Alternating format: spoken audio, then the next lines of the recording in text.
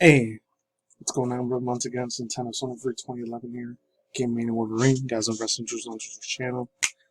As always, follow me on Twitter, Instagram, Be Brighty, and Rumble, Odyssey, etc. Any social media platforms I could think about. I know I did hear about this before the other day.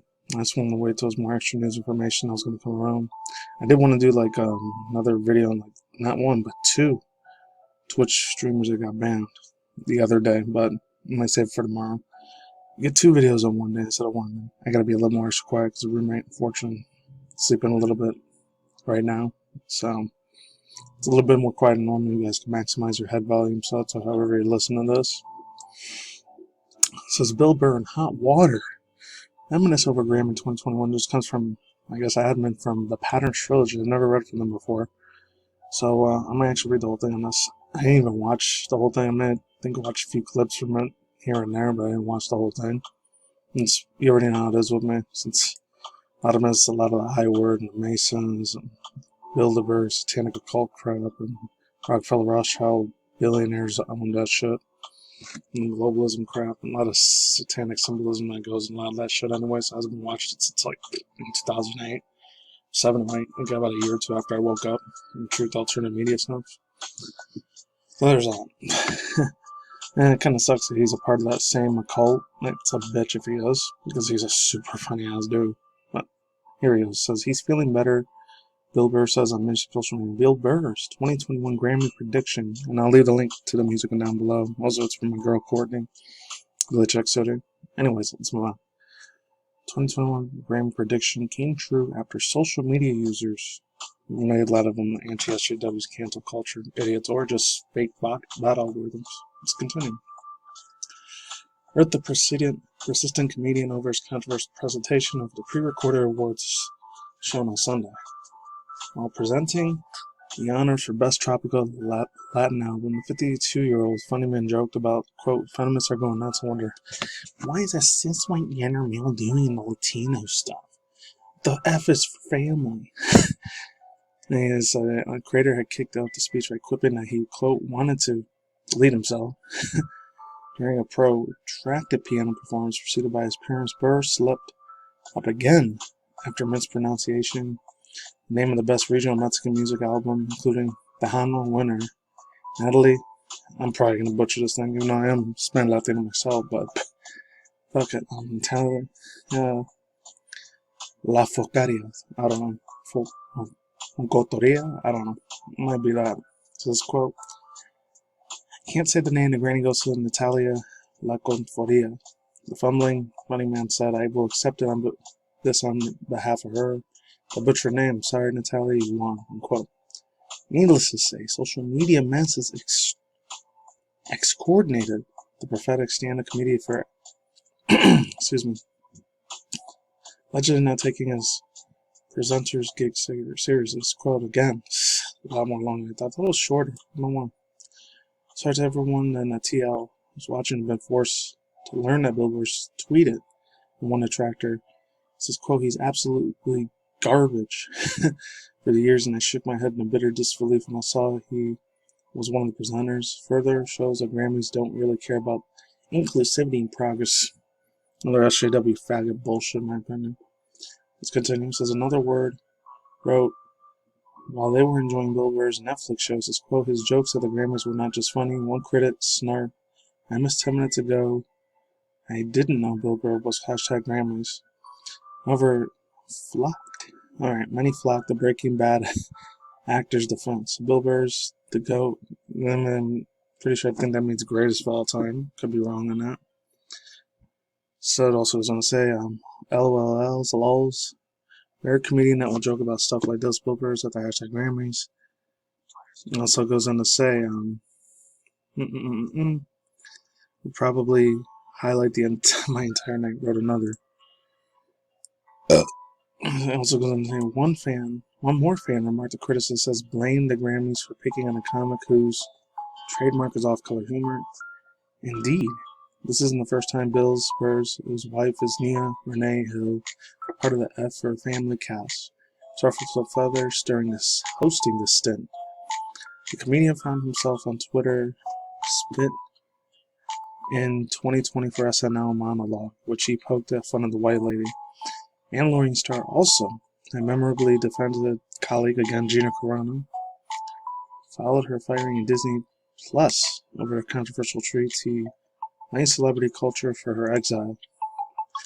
Says Bill Burr's speech 2021 Grammy Awards was deemed tone deaf by critics. It's again, overall thoughts. He's been this dude. He can do whatever the hell he wants. He's absolutely, my personal opinion, top 10 funniest ass comedians for me personally. I used to watch him a lot in the early 2000s. I was still like middle school, high school era. Forever a funny ass dude. Like I said before, he's one of those, especially a lot of the black comedians. My personal opinion, it's a tiny bit more funny. Like, I used to watch a lot of Dave Chappelle shit. Sacha Baron Cohen was still doing Borat, and I know last year he had part 2 out. I still may or may not see that one on. Oh man, there was a lot more edgy motherfuckers out there. There's even another dude who even makes Bill Burr look like he's a good guy, which was this dude named Yucko the Clown. I remember when I was like in middle school and high school, this dude was way hardcore. He used to use the R word a bunch, aka the retard word, retarded. And it's wild, and he was way more hardcore compared to Bill Burr, in my opinion. He didn't give a shit. And here's another dude trying to talk him now. He was funnier too. He's way funnier. It's a shame this cancel culture still want to go after us for. Oh. This one's crazy.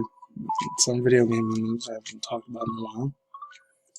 Well, actually, I've talked about it a week ago. It says, warning, the skin's 18 plus on SIW. If you are at work, showing your grandpa your favorite mods under 18, leave now. The whole Pyra Mythra thing, this is literally the 5th freaking time I talk about these two, man. It's like almost a little mini-series now at this point.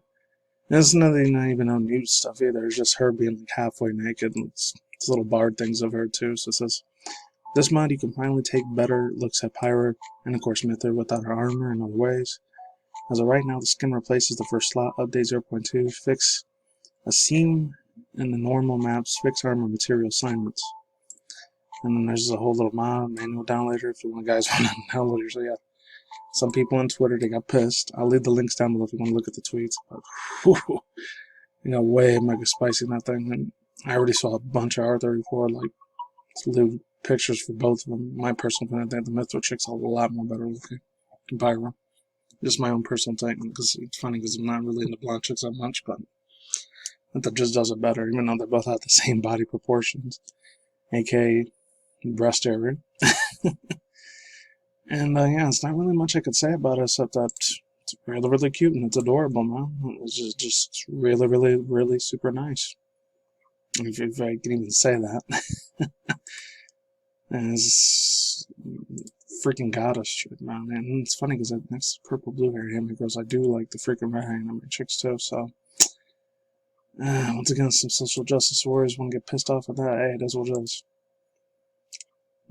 Last tiny bit of news. I'm not gonna get too much. I know it's crazy because I know I had her YouTube channel right here.